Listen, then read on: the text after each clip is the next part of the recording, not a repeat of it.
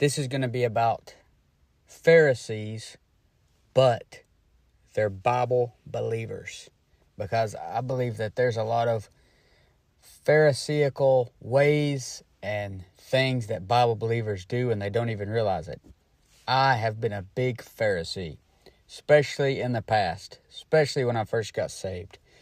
It's like you're just so immature and a baby Christian that you just automatically are a Pharisee for a while, it seems like, for most people. I mean, every now and then you see somebody that's not that way, but it's like, I remember being such a judge of people. I remember being the biggest hypocrite ever. I would judge people for stuff, maybe didn't really say it to their face or anything, but I would judge people for things, and then I would go and do this. I went and did the same thing myself later on. And let's just be honest with ourselves. Let's quit pretending. Let's quit acting like we're this big shot all the time. Let's quit acting like we're just this great spiritual giant, because we're not. The only thing good about us is the Lord Jesus Christ. That's the only thing good about me. My flesh is no good. And the Pharisee loves to show off the flesh. But I'm going to jump right into some characteristics of Pharisees and show how we, and notice I said we, because I'm including myself in this. I've been a Pharisee. Just like Paul admitted. He said, I lived a Pharisee. You know, he admitted he was the biggest Pharisee ever before he was saved. And most likely, the thing that, just like me and you, the thing that you struggle with before you're saved, a lot of times you still struggle with that after you're saved. And I wouldn't doubt it if Paul still struggled with Pharisaical stuff after he got saved. And I just think we need to quit pretending, and we need to examine ourselves. I feel like the Bible believers are, they get so much knowledge, and they just get so puffed up in it, and they just lose touch with reality completely, and they start thinking that they're just so good and that everybody else is on this lower level, and that if somebody doesn't believe the same, or you got all these other Christians out there, like, think about this. Bible believers are a great minority. Like, there's just not many compared to all the other people who are saved too. And how egotistical, how big of an egomaniac do you have to be to think that you're right and all these other people are just so wrong and just backslid and just apostates and all this stuff? But do you know a mark of a Pharisee is that they think that their generation is the best? Think about that for a minute. Do you ever think that your generation is the best and you constantly throw off on an older generation or a younger generation? Well, the Pharisees was no different. In Matthew 23:29-30, the Lord says, "Woe unto you, scribes and Pharisees, hypocrites." I am a big hypocrite. I am. I have been one. Some people are more of a hypocrite than others, but when it comes right down to it, if you admit it, you are a hypocrite. I've been a hypocrite. He says, "Because you build the tombs of the prophets and garnish the sepulchres of the righteous, and say," notice what they say. The Pharisees said this, "Look, if we had been in the days of our fathers, we would not have been partakers with them in the blood of the prophets."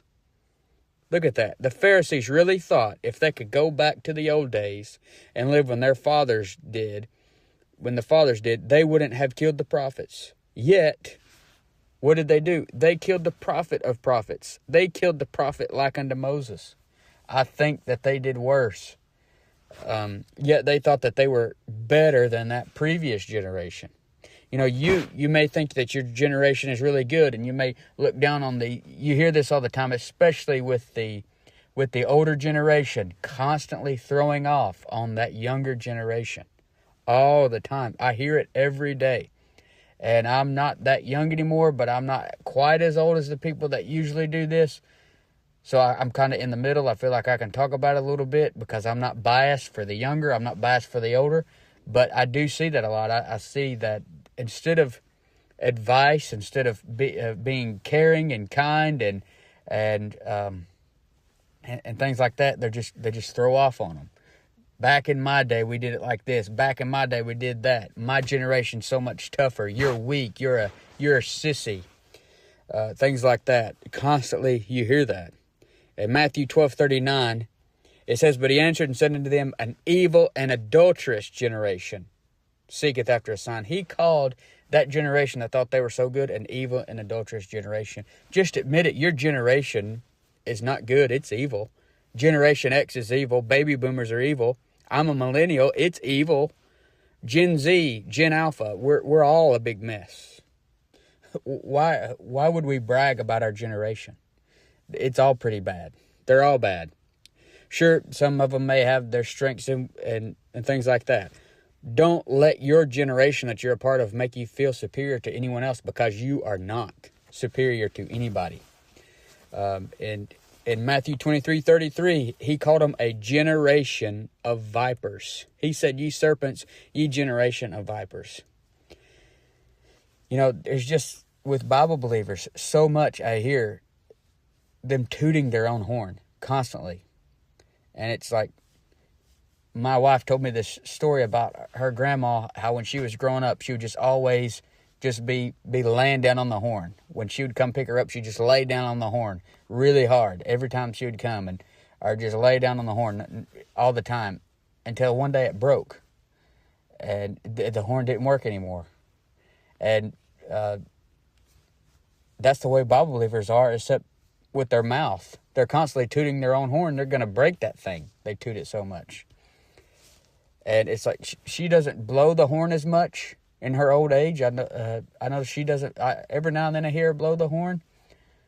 And it's like maybe her old age toned her down some. I think as Christians, the more you grow in the Lord, you should realize the more you grow in the Lord that you're not nothing special. Quit tooting your own horn. I mean, I use the example all the time. Paul said at first that he's the least of the apostles. Then he said, "I'm the least of all saints." Then he said, "I'm the chief of sinners." I mean, he wasn't thinking more and more highly of himself as time went on. He was thinking less and less of himself. He said, "Oh, wretched man that I am, who shall deliver me from the body of this death?" You know, how often do you hear Bible believers say that? Unless it's kind of like a false humility thing. Then the next second, they're just bragging on themselves. Look at me. Look what I did. Taking pictures of it. Showing everybody. Telling everybody. The Bible says in Proverbs 27:2, "Let another man praise thee, and not thine own mouth, a stranger, and not thine own lips." That's a rough verse for some people, because they are constantly praising themselves. I do believe it is good to give honor to people. I believe it's good to compliment people and esteem them very highly in love for their work's sake. But don't feel like you have to do that for yourself. Let another man praise thee. In 1 Corinthians 1:31 it says, "He that glorieth, let him glory in the Lord." 2 Corinthians 10:17, "But he that glorieth, let him glory in the Lord." Just give it up already with the constantly bragging, trying to tell everybody how great you are. You're not that great. You're no worse than any other Christian, but you're not that great.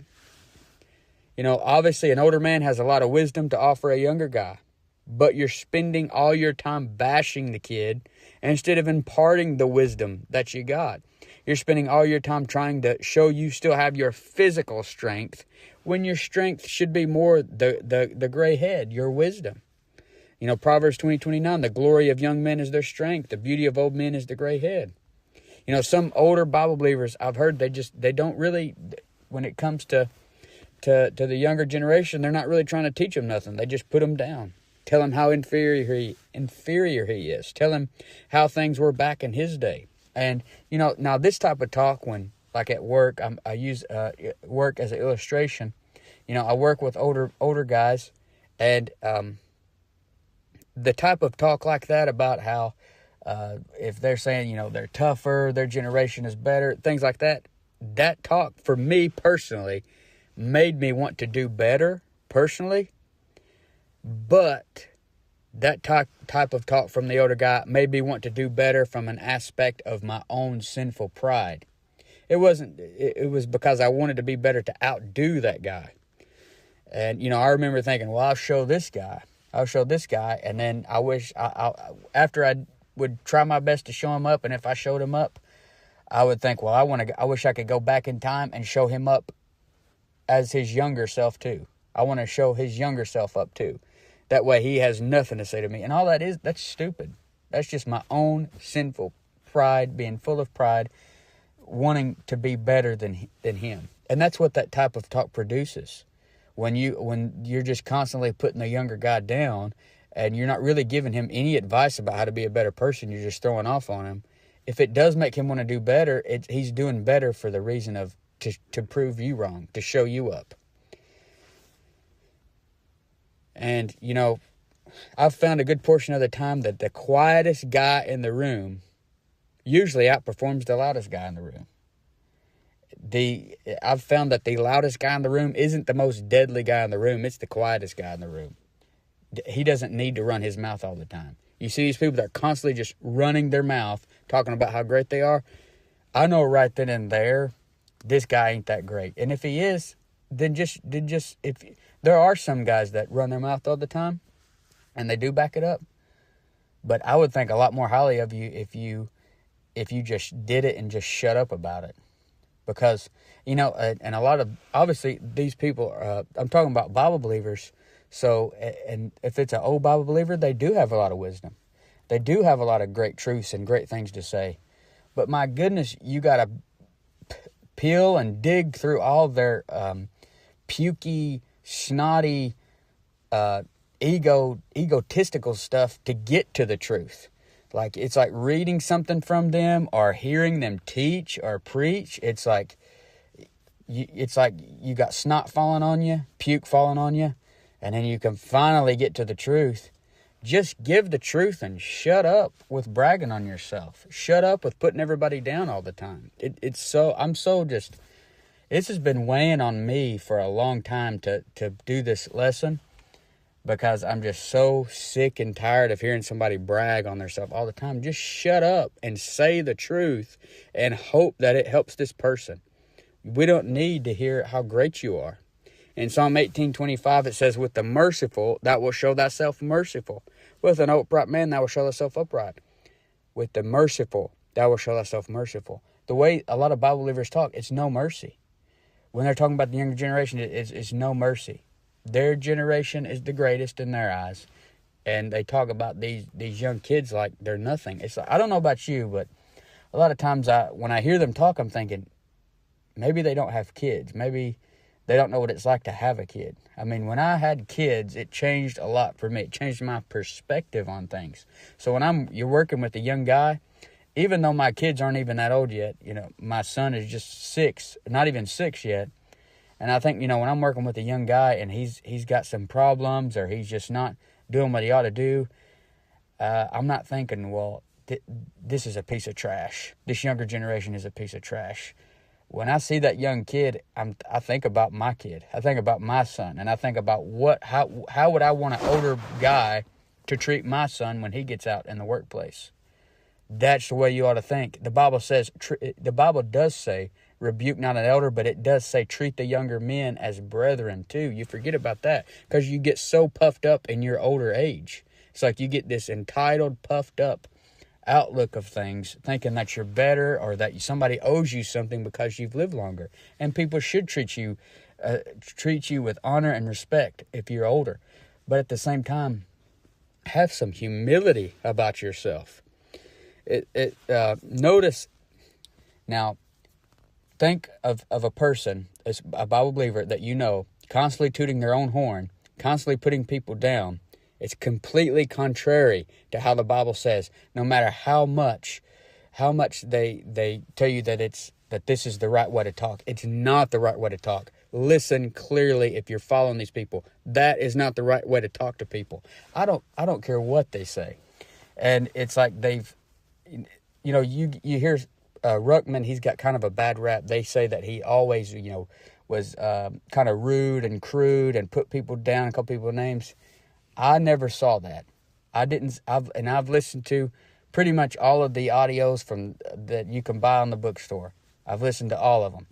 And, if you listen to him in those classroom studies where he's teaching verse by verse, and he's got all these young guys asking him questions and even, kind of challenging him in a way or trying to say that he's wrong or something, He's always nice about it, always gracious with it. I don't think I ever heard him, be mean or get offended or be puffed up in any way in that sense. It was only when he was talking about, the Bible correctors in his books, or when he was talking about the Bible correctors while he was preaching or something, then he would get a little rough, maybe a little nasty with them, call them a name or something. And I think that's a good balance, personally. Now, that's not my personality to get rough towards anybody, but that was his personality, and it was a good balance. Probably that was better, a lot more better balance than what I've got. But that lines up with the Lord and how he was gentle with the average sinner on the street. But then these religious Pharisees, he would be calling them, "Ye serpents, ye generation of vipers." But what I've realized over the years of reading and being and listening to preaching and for like the past 15 years or so, which obviously not as long as you older guys, I know that's nothing. You think that's nothing, I know.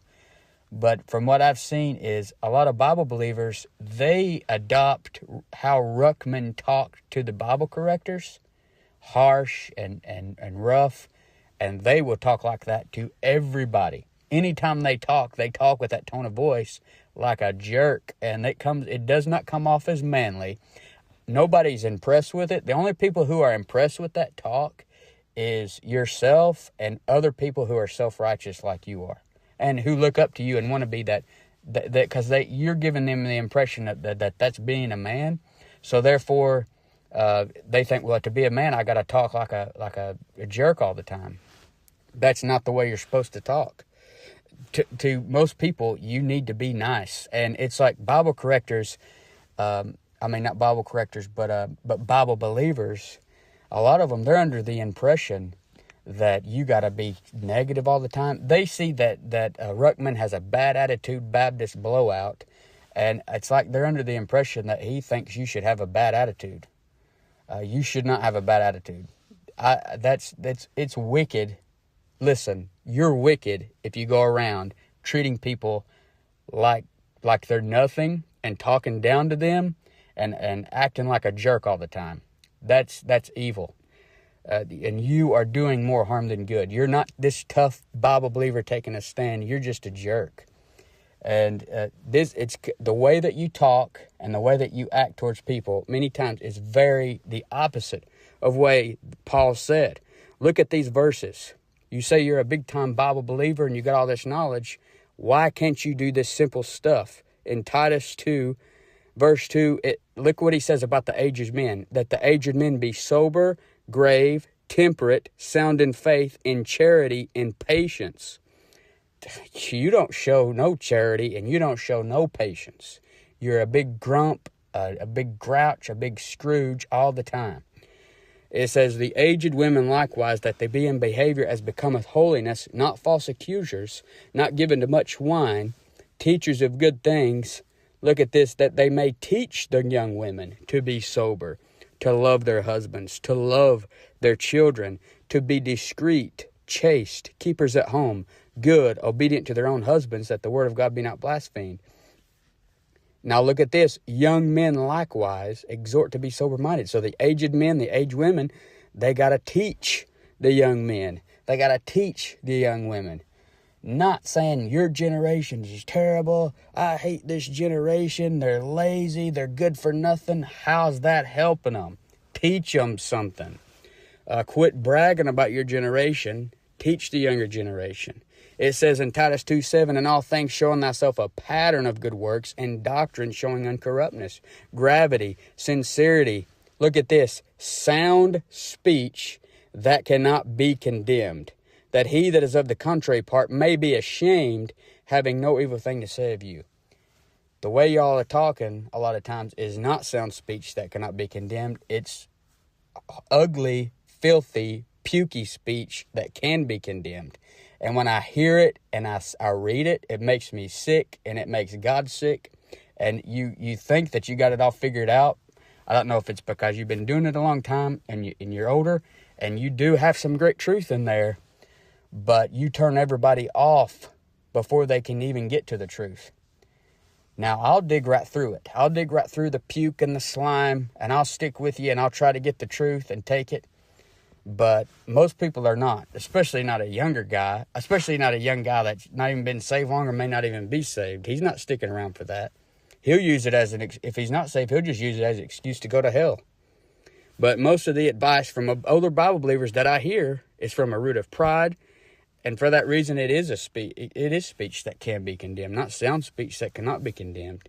You know, Paul says in Philippians 2:3, let nothing be done through strife or vainglory, but in lowliness of mind, let each esteem other better than themselves.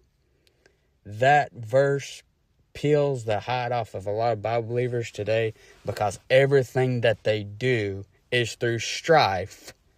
It's just strife coming out of their mouth and vainglory. They do not have lowliness of mind. Their brain, their head is huge. And it's like they don't need, that hole in their face is not a mouth. It's just a hole where their ego just spews. It's very disgusting. And there's a lot of talk about how the young men, they're no longer men. I've heard and seen Bible believers. I've seen this recently. He was saying these young guys, they wear panties, they wear their mama's bra, and they're saying all this stuff, and I'm thinking, well, does that sound like sound speech that cannot be condemned? Does that sound like an aged man that's got all this sound wisdom that's been in the Bible forever? It sounds like a very bitter person, a very bitter, angry person that's upset with how their life ended up. And I know how it feels, because I struggle with bitterness. I struggle with anger. But it's not everybody else's fault that my life didn't end up how I wanted it to end up. And I'm just so tired of hearing it all the time, especially if you follow Bible believers online, you listen to preaching online. This is the junk you hear. Just this stupid junk. These supposed aged men Bible believers throwing off on everybody, talking about people like they're nothing, and trying to make you feel like this is how a man is supposed to talk, when that's not how a man is supposed to talk. That's completely opposite.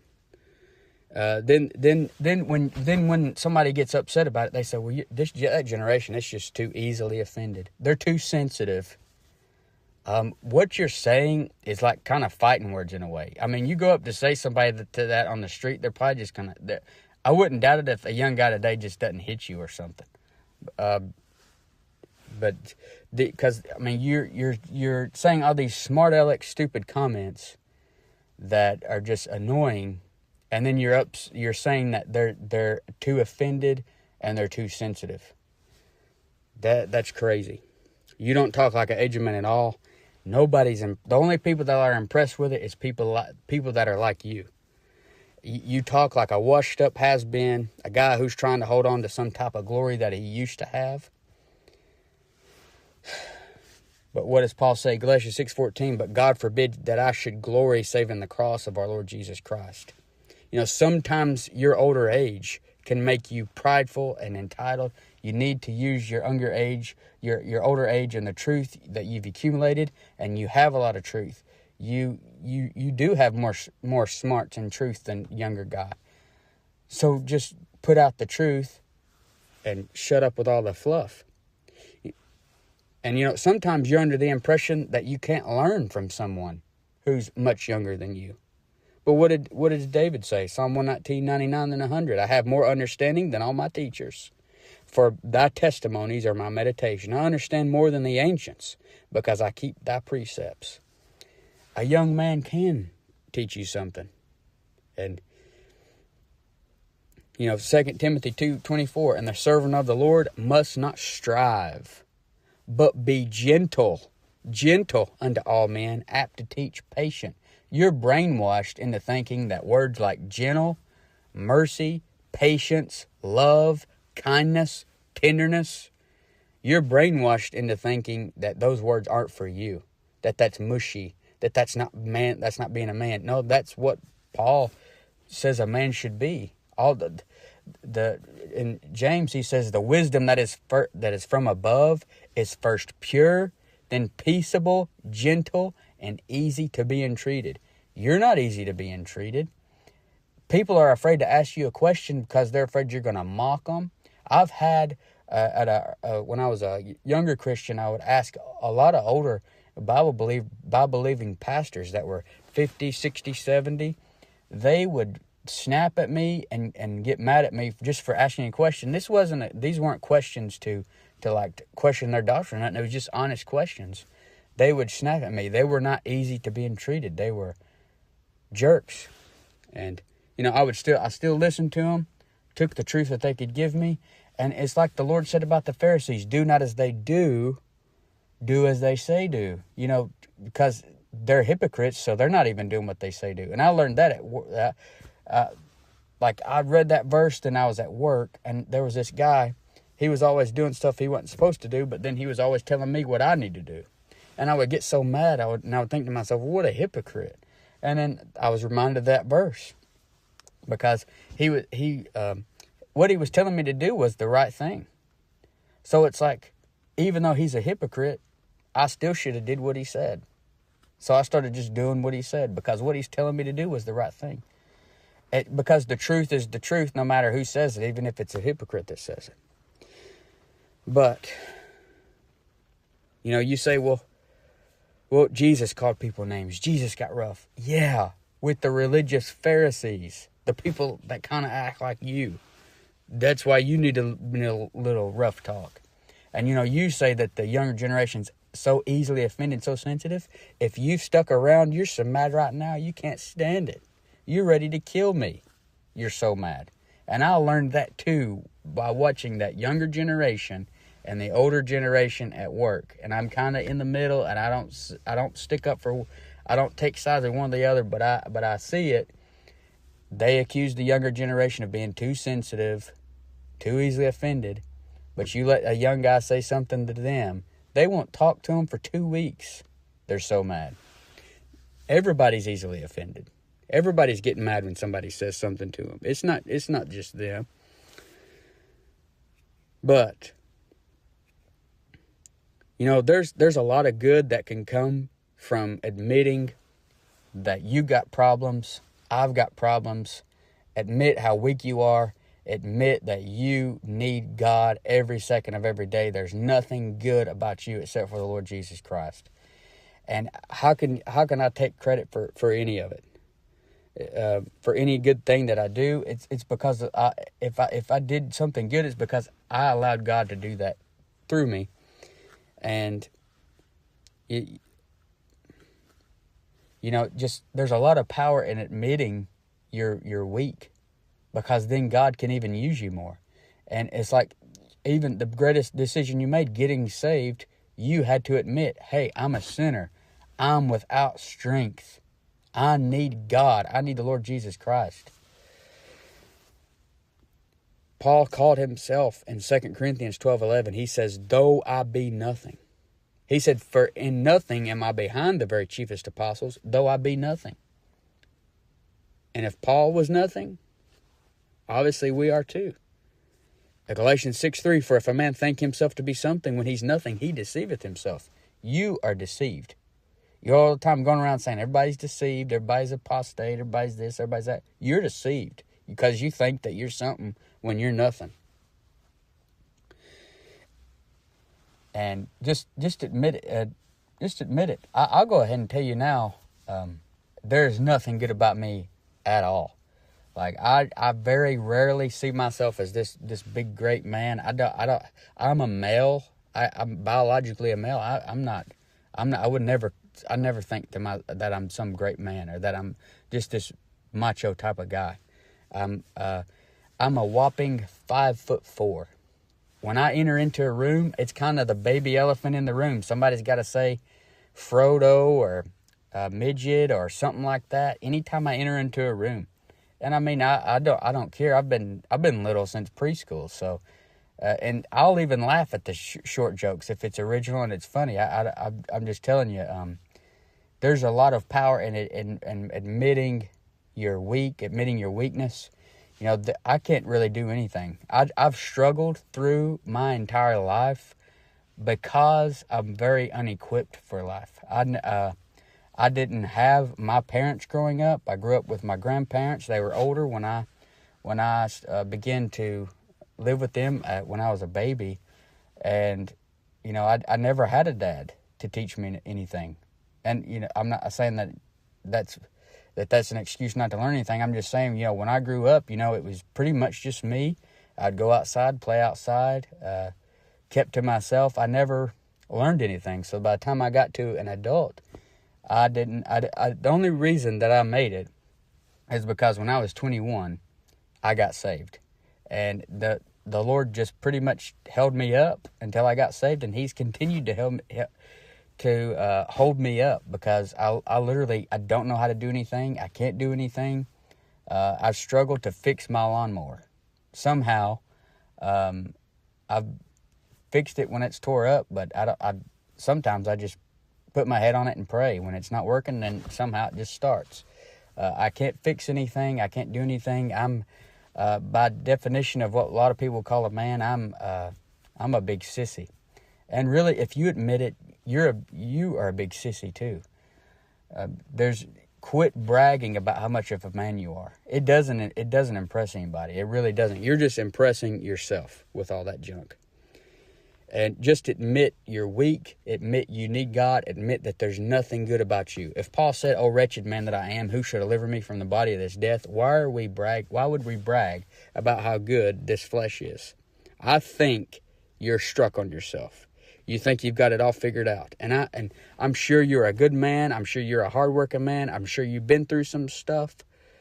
And there's stuff that you do that is impressive, that's great and everything. But your mouth is filth. You may not even cuss, but your ego and your mouth is just filthy. And the thing about the Pharisees, what do they want to do? They want to broadcast their works before men. Matthew 23:5, but all their works they do for to be seen of men. They make broad their phylacteries. They enlarge the borders of their garments. Their phylacteries, they'd put those little leather boxes on their foreheads with little scriptures inside. Make them, people think that they're more spiritual and whatnot. It's like you don't have to go around and publish all the things that you do for God. You can keep it to yourself. You get more rewards for it. Sometimes I think, does these people even want rewards? Are they trying to get their rewards down here? Do they want rewards in heaven? Because it's like they'll do something great for God, and it is courageous, and it is bold, and I admire it. But then they just broadcast it. And, any strength that I have to perform good at work, God gave me the strength to do it. Deuteronomy 8:17 and 18. And thou say in thine heart, my power and the might of mine hand hath gotten me this wealth. But thou shalt remember the Lord thy God, for it is He that giveth thee power to get wealth. Why would I think I'm some type of great physical specimen for what I'm doing? The Lord gave me the power to do it. And it's like, it just blows my mind that some men, they walk around like they're this great physical specimen. Listen, there's 20 million guys on this planet that could smack you in the face and you just fall over. Like, yeah, you're tougher than somebody physically. You're stronger than somebody physically. But what about the 50 million guys over here that could beat you up? Since those 50 million guys can beat you up or outwork you, does that mean you're not a man? Being a man is not about how strong and stuff you are. You being older, you would think you would have realized that. No matter who I outdo or what I do, God gave me the power to do it. And, God's not wanting me to do anything to show that I'm outdoing anybody anyway. And that's what a lot of Bible believers do. They're trying to outdo someone. It's what it seems like. God could have made me Mephibosheth. You may be a warrior, but He could have made you Naaman, the leper warrior. He can give you a thorn in the flesh to keep you from getting exalted above measure, just like He did Paul. And, some of you are tough. And it's like, I see some Bible believers, they go through hell on earth sometimes, and they still come out. Talking like a big egomaniac. But All I'm saying is, you got to quit glorying in yourself. That's just like a Pharisee. Colossians 3:23, whatsoever you do, do it heartily as to the Lord and not unto men. 1 Corinthians 1:31, that according as it is written, he that glorieth, let him glory in the Lord. 2 Corinthians 10:17, but he that glorieth, let him glory in the Lord. You know, what's it going on in your mind to make you think that this type of bragging all the time is biblical? Did you know that a Pharisee has more mercy? He's so puffed up in his knowledge and his trying to defend himself and his beliefs that he will have more mercy on an animal than on a person that conflicts with his religious beliefs. It's like I see the way some Bible-believing pastors talk about how another Christian believes, or this other pastor over here believes, and they talk about that guy as if he's less than an animal. And the Pharisees, they cared more about an animal than somebody that conflicted with their beliefs. In Matthew 12:11 and 12, it says, and he said unto them, what man shall there be among you that shall have one sheep, and if it fall into a pit on the Sabbath day, will he not lay hold on it and lift it out? How much then is a man better than a sheep? Wherefore it is lawful to do well on the Sabbath days. They were all the time getting on to the Lord because he was healing people on the Sabbath day, like the guy at the pool of Bethesda. And he said, arise, take up thy bed and walk. And they were mad because he healed a guy on the Sabbath day, a guy that had this infirmity for 38 years, and they were mad about it. Yet if their sheep falls into a pit on the Sabbath, they'll lift him right out. But since the Lord was conflicting with their belief about a certain day, and that guy by carrying his bed was conflicting with their belief by carrying his bed, they hated them, and they would have cared more about an animal than them. And I've seen Bible believers that are like that. If you've got their arch nemesis pastor trapped in a hot car on a summer day, they would be less upset about that than a dog in a hot car on a summer day. If they saw a little kitty cat or a dog in the car on a summer day, they'd bust that window and love on that thing, let that thing lick them all up and down their face. But if their arch nemesis pastor was in that car burning and dying, like maybe he was passed out in it, they'd be like, well, that's what he gets. That's a heretic. He's sending people to hell. Oh my goodness. Do you hear yourself? Do you hear yourself? You have no mercy. And it's like, do you realize that people that conflict with your beliefs, that person is a person. They have a soul. You should have some compassion with them. I know that's another word that you tough macho men Bible believers don't like, is compassion, even though that's in the Bible. The Lord's moved with compassion on people, not little kitty cats. The Lord's moved with, he had compassion on people. Jude said, and some making a difference. Compassion. He said compassion. But it says in Luke 13:15-16, the Lord then answered him and said, thou hypocrite, doth not each one of you on the Sabbath loose his ox or his ass from the stall, and lead him away to watering? Ought not this woman, being a daughter of Abraham, whom Satan hath bound, lo, these 18 years, be loosed from this bond on the Sabbath day? They didn't care nothing about that woman who had been that way for 18 years, but they cared about their ox and their ass. Well, their ox or their ass can't confront them or they can't conflict with them about their doctrinal beliefs. So they don't have no problem with them. The Bible-believing Pharisee, he has no problem with the people that don't challenge him or conflict with his beliefs. He has no respect for them. And you can tell by how he talks to them. He doesn't really have no respect for them. He looks down on them. But the moment you go against something he says, then you're going to see the fangs. The Bible-believing Pharisee is so puffed up in his knowledge that anyone who disagrees with some of his favorite doctrines is worthless to him, and they'll speak about that person like they're scum, like they're just the dirt on his shoe.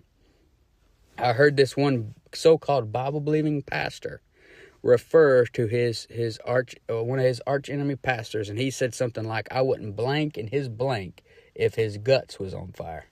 And I'm thinking, you got to be kidding me. He literally said, you know the saying, I'm not even going to say it. He literally said that about that person. Well, let me inform you that, most likely he probably said, well, he's an unsaved heretic because he disagreed with him. But it was a saved guy, and that guy's in the same body as you. Just because somebody has different beliefs than you, if they've believed on the Lord Jesus Christ, he is a member of the same body as you.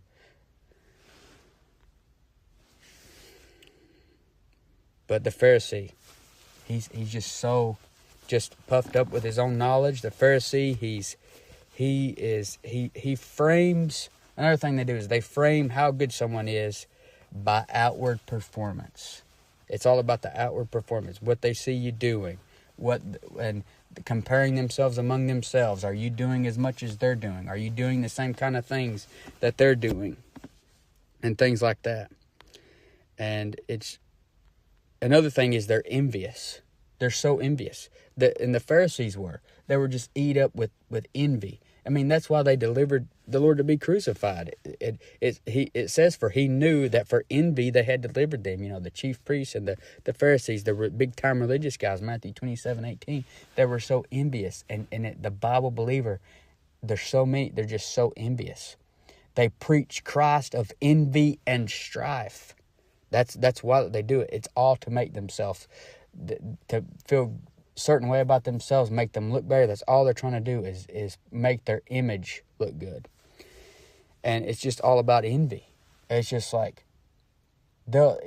any pastor, you could say that pastor's name, and it's like 9 out of 10 times they got something negative to say about them. They just hate the person. And we all, I'm guilty of saying negative things about other people. I'm guilty of saying negative things about a certain pastor or something. And it's natural. You're going to have disagreements, but it's like you talk about them so much, you outright hate the person. And it's like, and I noticed that they really hate the ones that seem to be successful. Like if it's a successful pastor, they really hate them, and they get very envious about it. Something I noticed is a lot of Bible believers that I hear or listen to on here constantly talking or bashing Robert Breaker and Gene Kim.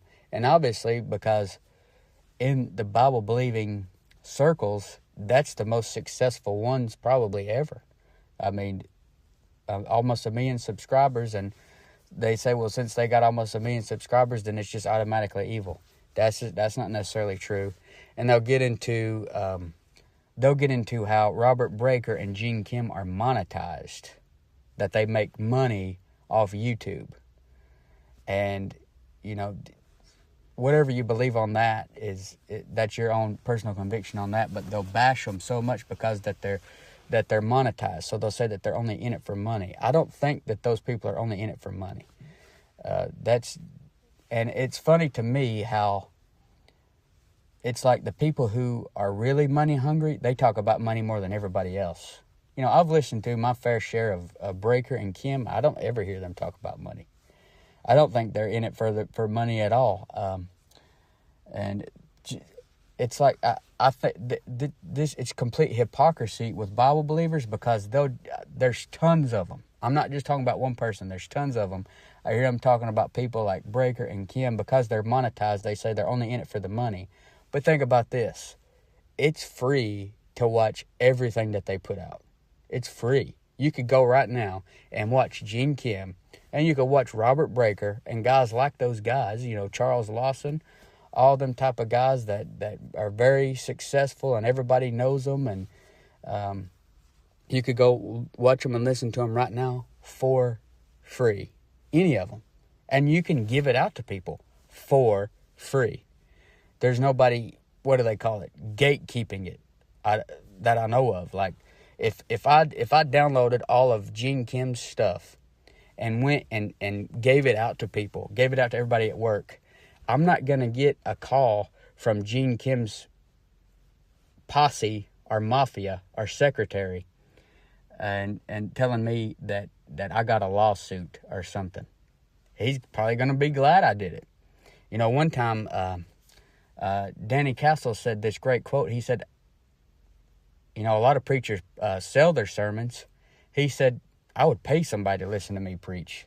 And that saying always stuck with me. I mean, they're putting all this stuff out there for free for everybody to listen to. That doesn't come off to me as money hungry.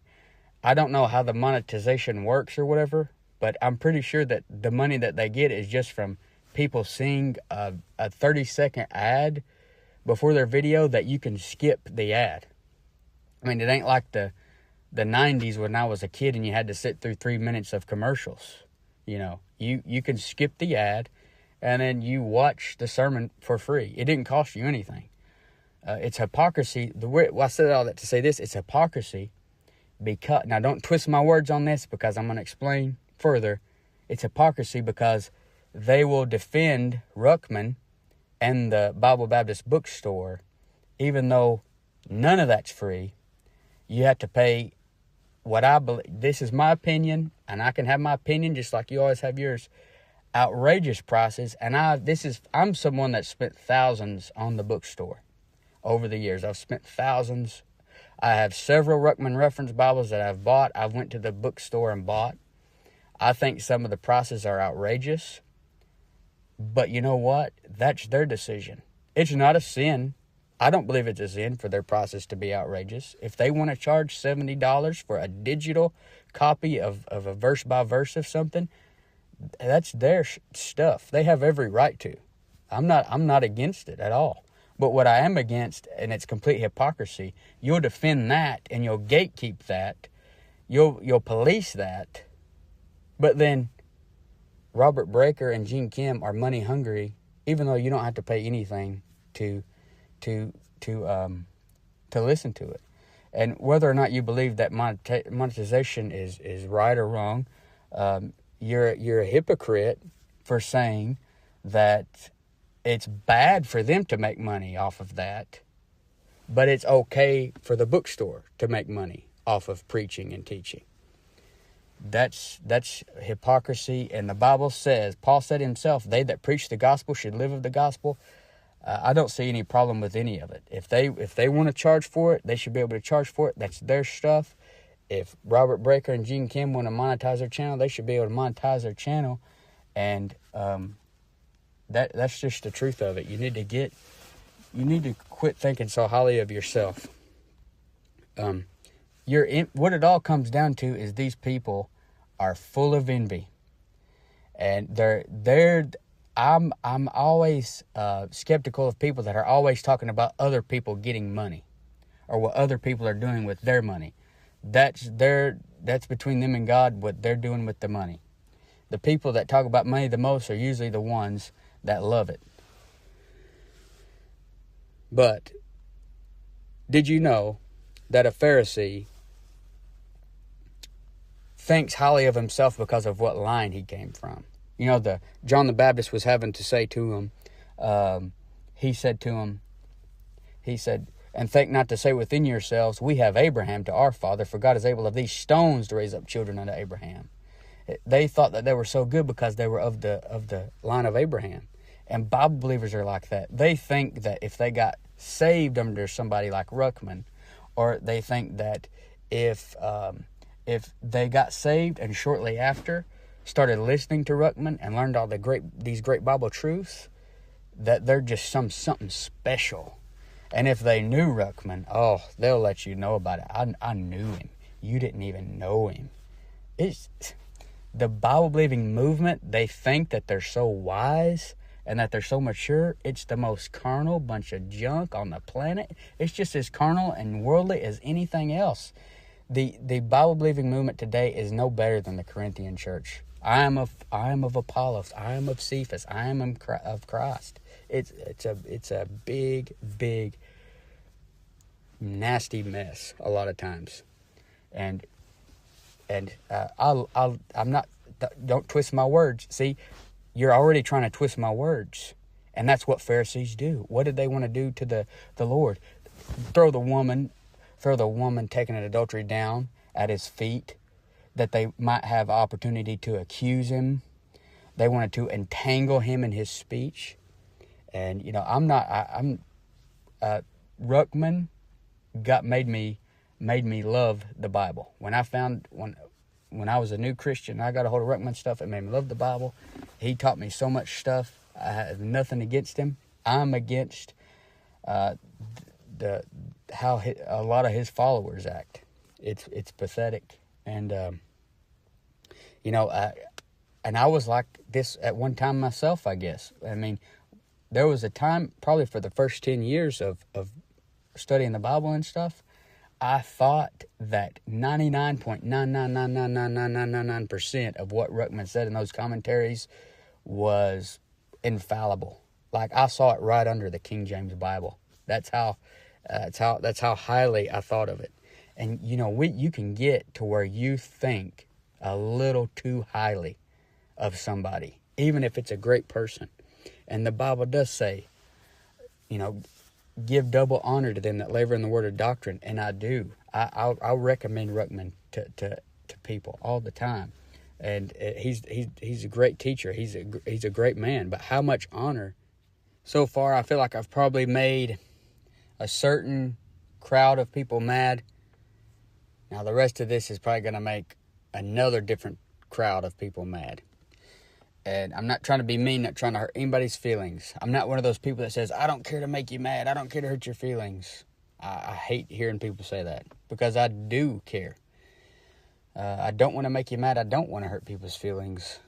And if you think that that's feminine or unmasculine, so be it. I have no intentions of making people mad or hurting anybody's feelings, but here's some other characteristics of Pharisees, and I don't know that I've ever really said this out loud to anybody, but I always viewed this as a Pharisaical thing, and I think it's a very odd thing, the way a lot of Bible believers are about clothing. And now when I say Bible believer, a lot of you think of just like the Ruckman crowd.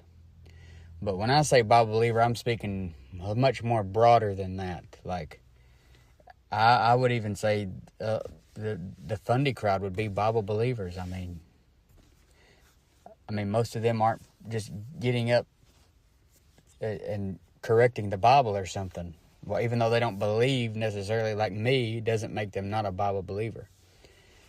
And I've listened to hours and hours and hours and hours of preaching over the years, like, depending on how long the sermons are, 5 to 8 sermons a day of all different types. And something that I hear consistently from a certain crowd of preachers out there is all about this big emphasis on clothing.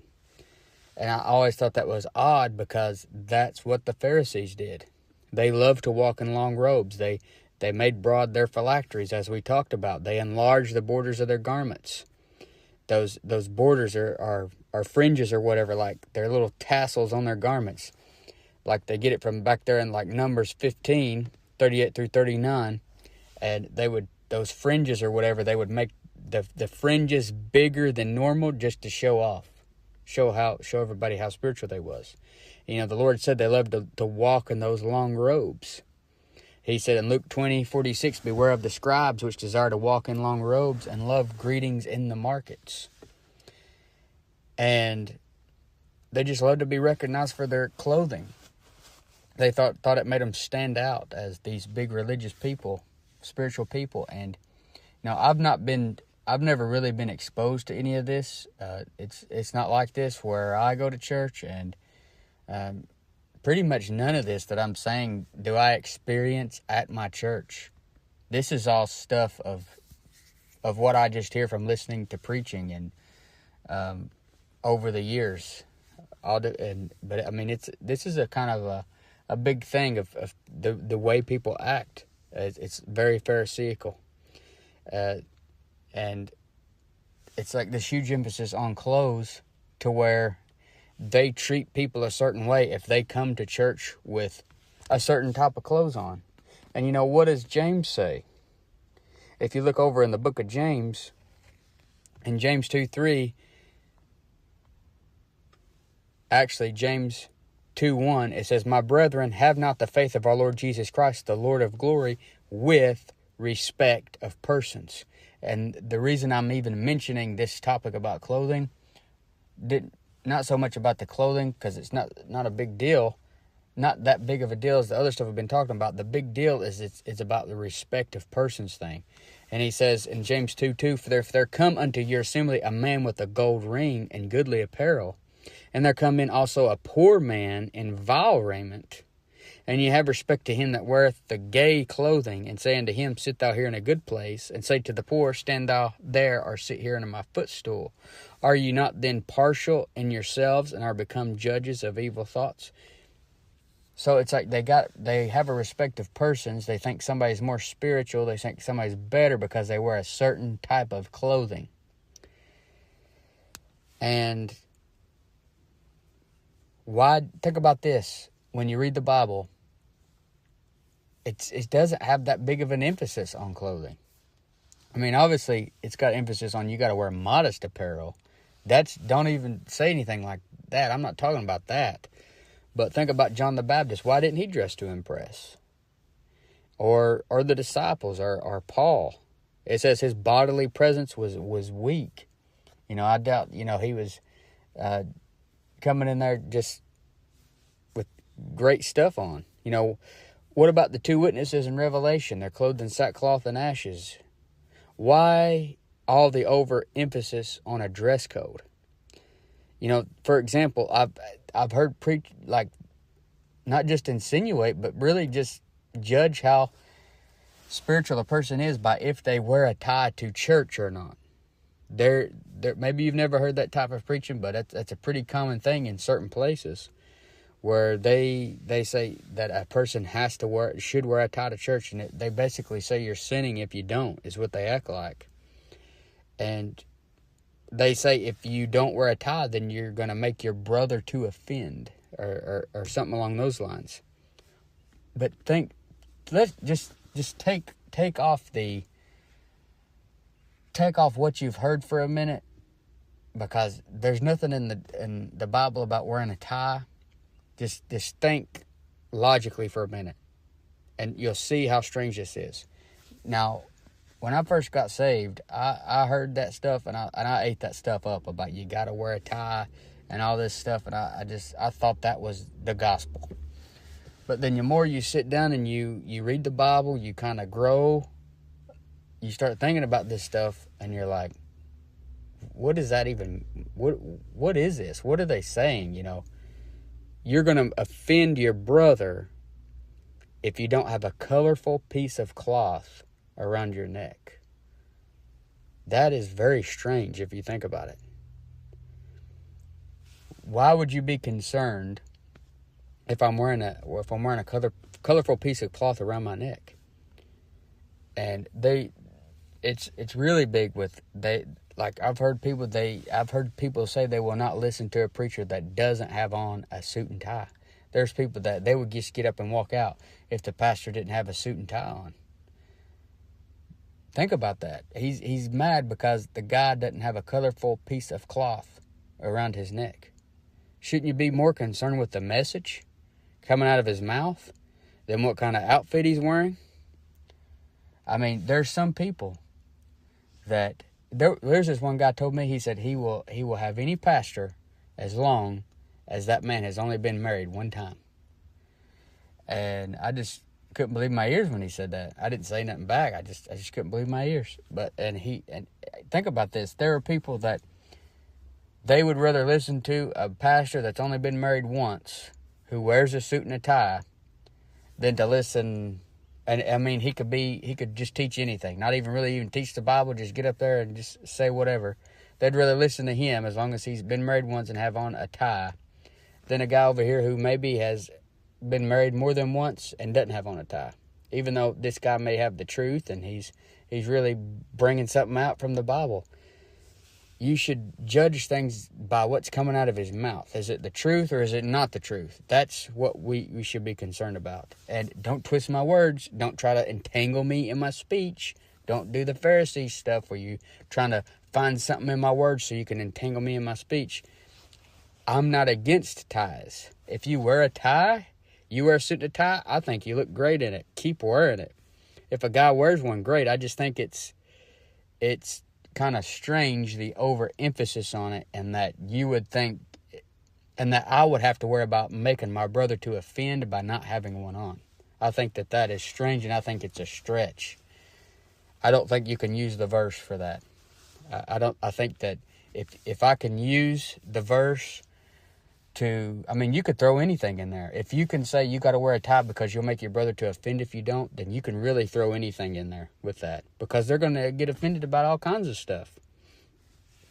You can't just pretend to know somebody's heart motive because they're wearing a tie or not wearing a tie. This guy said to me one time that he thinks that one of his favorite preachers is compromising because he saw him get up and didn't have a tie on. And I just can't understand that way of thinking. Wearing a tie is a preference and like a tradition thing. It has nothing to do with the Bible. I can't just take my own preferences and traditions and my own little personal way of doing things and say that you're not right with God if you don't do them. And I have all kinds of little preferences and traditions and things that I do that I feel a heavy burden to do, but I can't come at you and say you've got to do these things or you're not right with God, because that's what the Pharisees did. Bind heavy burdens which are grievous to be borne. And it's going to be, grievous to be borne for you, it's going to be hard for you to carry because it's not your burden. It's a burden that I have on myself. I can't do the things that you have a burden for necessarily, and you necessarily can't do the things I have a burden for. And if it's not in the Bible, I just can't just put that on you. That's just putting you in bondage. And to use the verse to say, I got to wear a tie because it's going to make my brother to offend, you're just becoming in bondage to that person and his tradition. And I believe that with my whole heart, what I just said. And if you can explain it to me better, why there's such a hang up on this, I would love to hear it, and I'll be open-minded about it.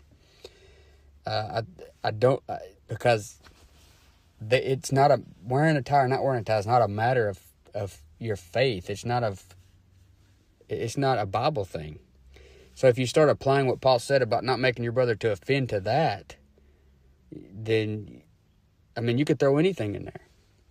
What if I said, I think that guy has to wear a plaid shirt to church, and if he gets up in a suit and tie, I'm offended. Well, you say, well, that's crazy. A plaid shirt, that's pretty random. Well, what you're saying is pretty random if you think about it. You got to have a tie on, a colorful piece of cloth on. It's just really insane. So some guy in history, somewhere, I don't know where, I would love, if you've got information on this, I would love to know where, because I tried to look up some history on it, I couldn't find it. Who came up with the idea that you had to wear a suit and a tie going to church or while preaching, and ever since then, you have to wear it, or somebody's going to be offended about it. That's odd to me. Who invented that? Who came up with that? Why do we have to go by that? Who made that rule? And it's like, you're telling the younger generation that they're too easily offended and too sensitive, but you're offended if a man comes in without a colorful piece of cloth on his neck. To me, that's insane. It's not wrong to wear a tie. You look good in it. I think you got to keep wearing it, but I don't believe you have any right to tell a guy that he has to wear that. And think about it like this too. Now, this is going to make people even more mad. And it's about the Christmas tree thing going along with this.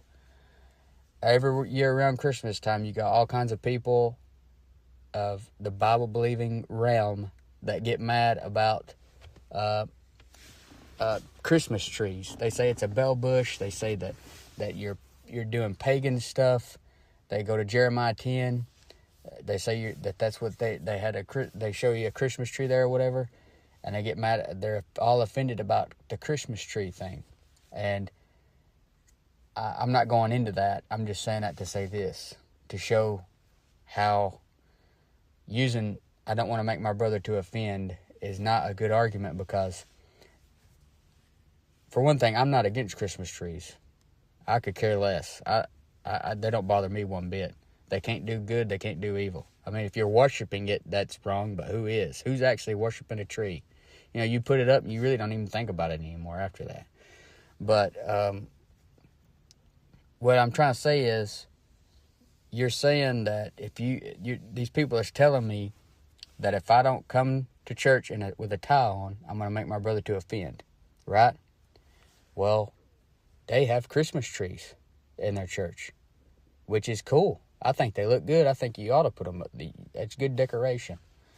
I mean, I'm not saying you ought to put them up or not put them up. It's whatever you want to do. I could care less. But it's like, you'll put the Christmas tree up, and that's going to offend a whole bunch of people. How come is it that you don't care to offend them in some things, but then you care to offend them by not having a tie on? I think it's that's you see it as something that you need to do. And if you see it as something that you need to do, then do it. But that doesn't mean everybody else has to do it, because that's not scriptural to say you got to wear a certain thing like that.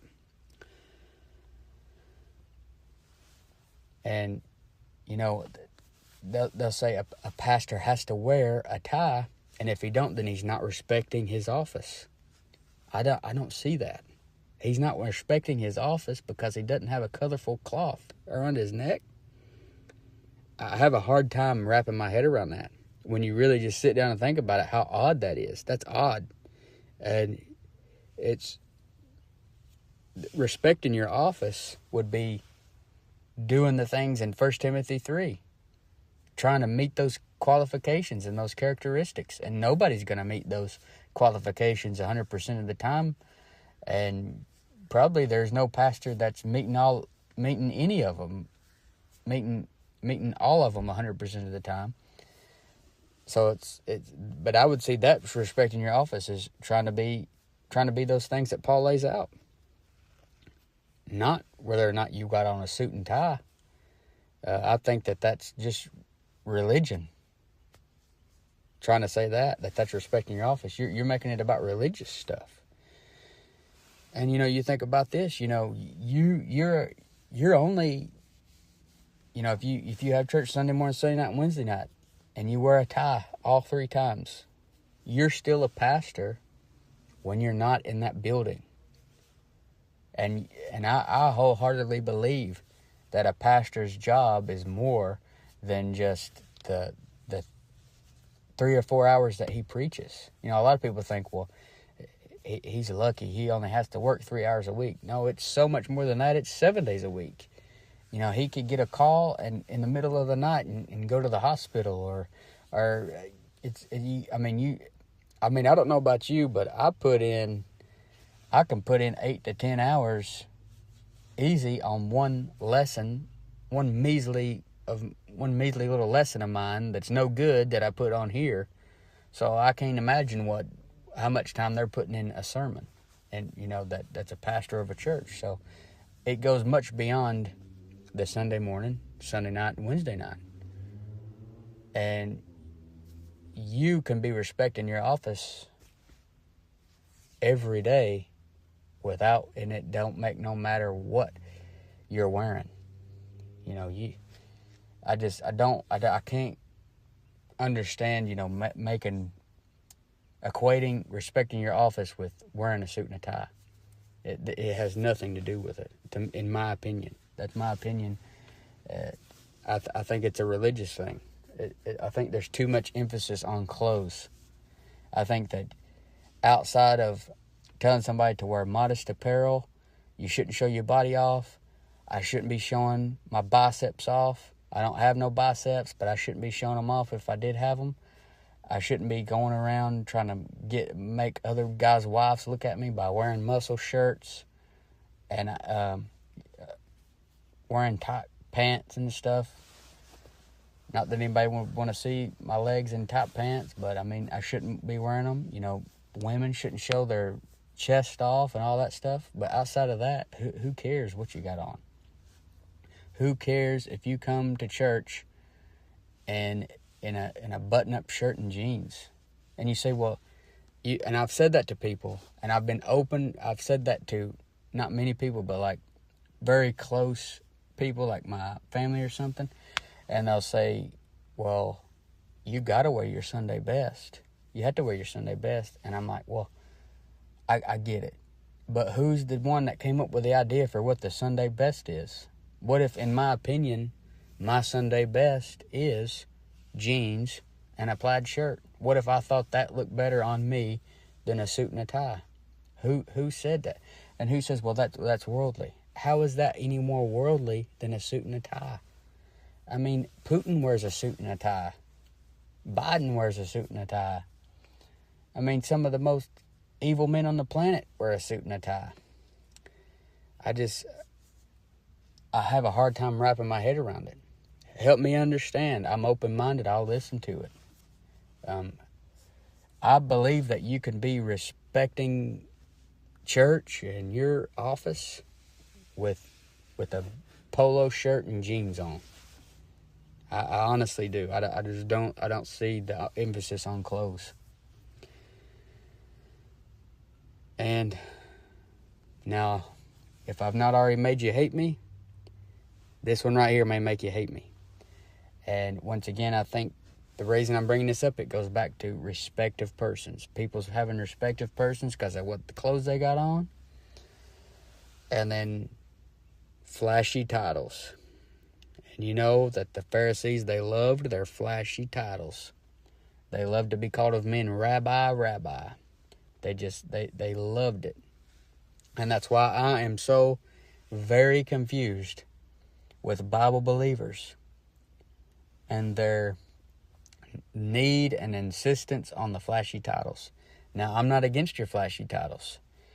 If you want me to call you Dr. So-and-so, Pastor so-and-so, Reverend so-and-so, if you want me to call you Captain or Captain Planet or my hero or something, I'll do it. I have no problem with it. I don't understand the emphasis. I think that it's not so much your flashy titles that are wrong, it's the emphasis you put on it. For example, I've had people stop me in mid-sentence and say, like I was talking about something Ruckman said in a book or something, and they say, it's Dr. Ruckman. It's Dr. Ruckman. And I'm thinking, you gotta be kidding me. And I don't think you can compare this with good manners, like saying yes sir, yes ma'am. You know, I'm not against good manners. I'm not against you calling him Dr. Ruckman. I just think it's strange and pharisaical that I have to call someone doctor. And I believe that you can respect someone without calling them doctor. I mean, I try to put myself in the shoes of that person. And if I was some great scholar that had all this schooling or something, I don't want people calling me doctor. I would feel weird if you were calling me doctor. I'd be like, please call me by my first name. I'd feel a lot more comfortable being called by my first name. A lot of people don't even want you to call them ma'am or sir. At least where I live, they think it makes them feel old.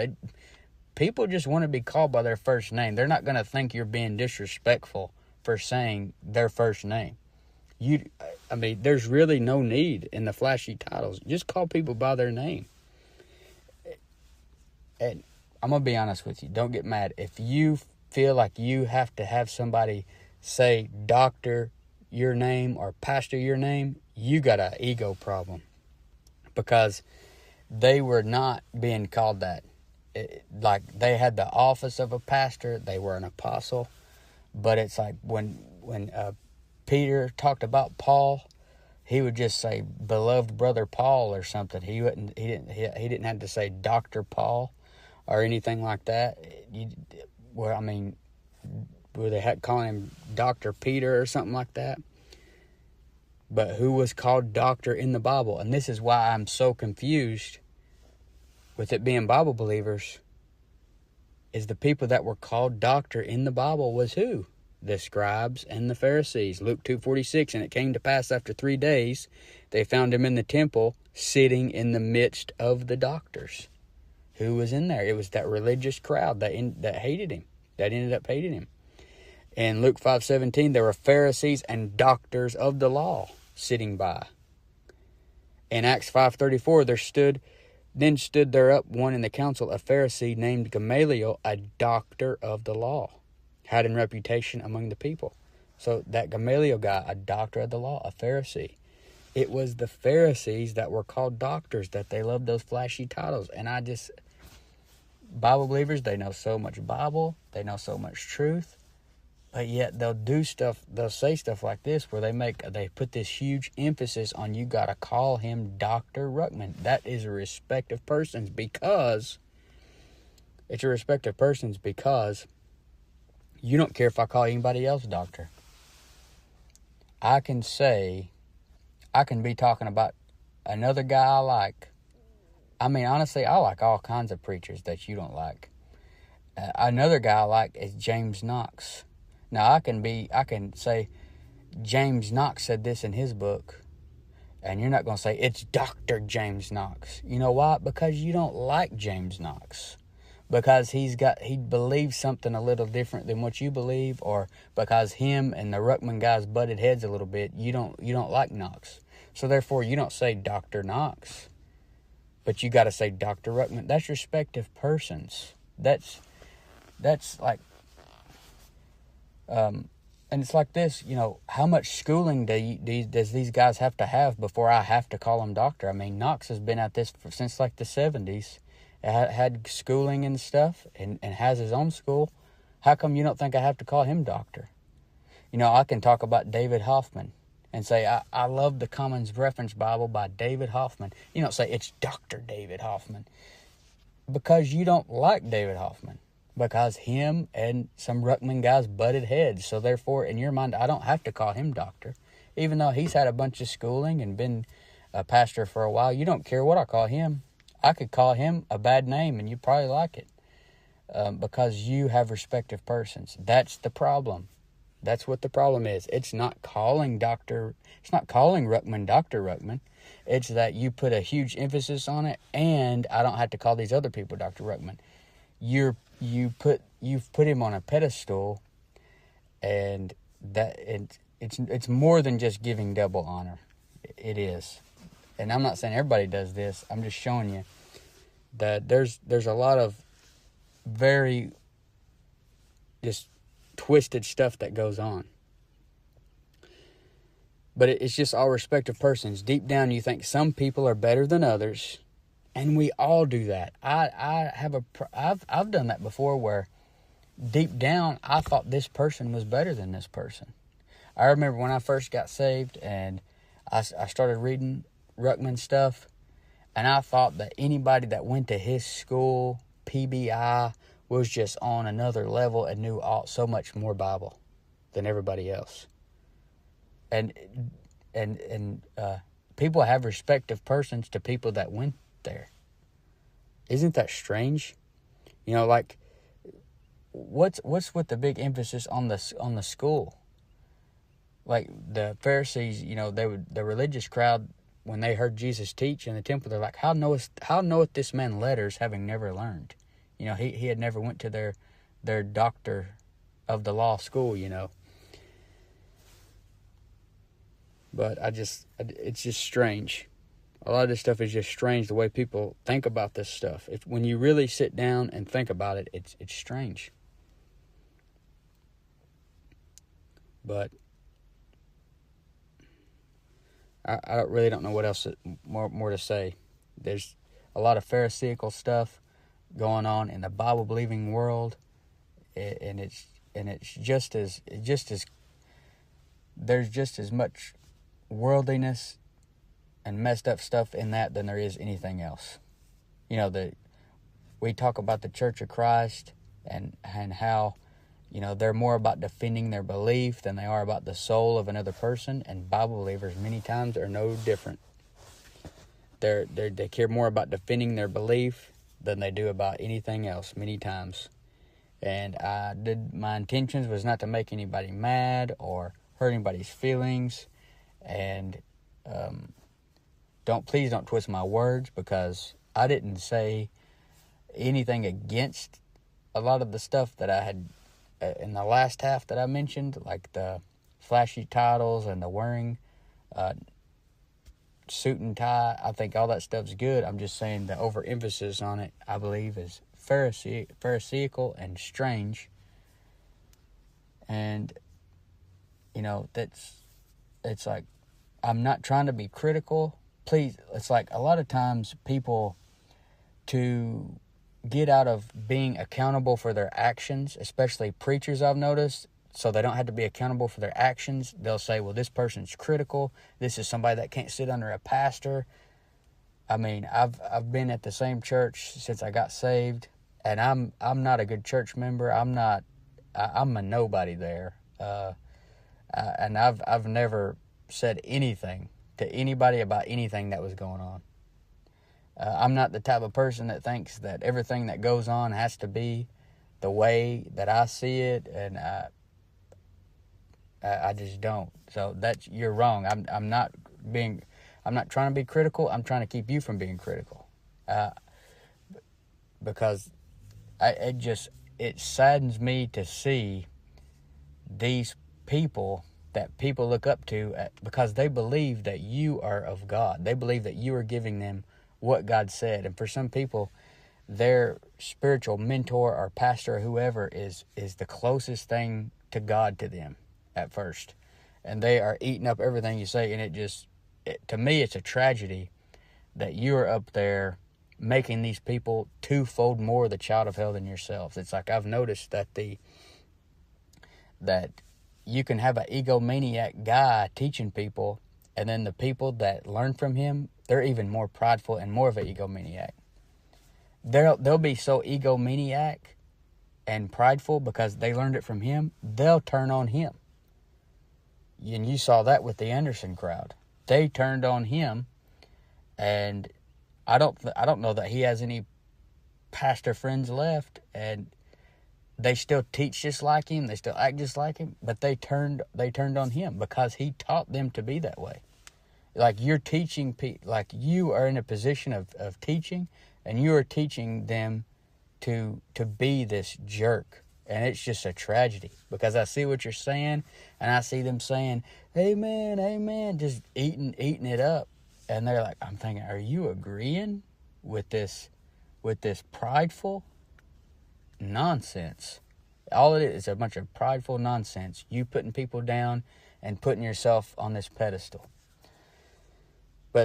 And don't confuse this as thinking that I hate you or something. I don't hate you. I am mad. I be honest with you, I am mad about it. I'm mad about things that I see that are going on, but I don't hate you.